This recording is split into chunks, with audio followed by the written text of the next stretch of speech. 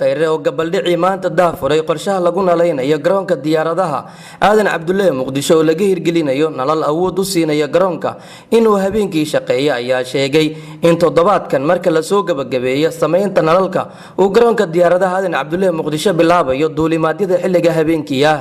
maanta halkan sidaad aragtaan waxaan ka qayb qaadanay suritaan nalalkaas oo suurto gelin doona in aeroboortka magaalada muqdisho uu habeenkii nal leeyahay diyaaraduhuna ay ku soo degi karaan habeenkii macnaheedu waxay tahay waxay u sahli doontaa shacabka Soomaaliyeed inay aeroboortka ka soo degi karaan habeenkii oo habeen iyo maalinba aeroboorku furnaan doono marka wasiirka iyo shaqaalaha aeroboortka ay dhameeyaan shaqada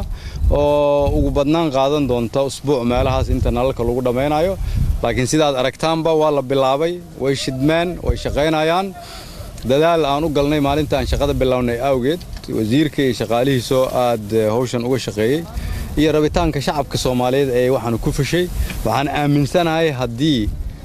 aan annagoo wadajir ah isku duuban isku dayno inaan dalkan bedelno taaka ayaan u bedeli karnaa ra'iisul wasaare xasan cali kheyre waxa uu dhinaca kale bulshada Soomaaliyeed ka codsaday in dawladdu ay kala shaqeeyaan dhinaca ammaanka uu sheegay in xukuumaddiisu ay ku howlan tahay howlgallo lagu sugayo amniga caasimadda guud ahaan dalka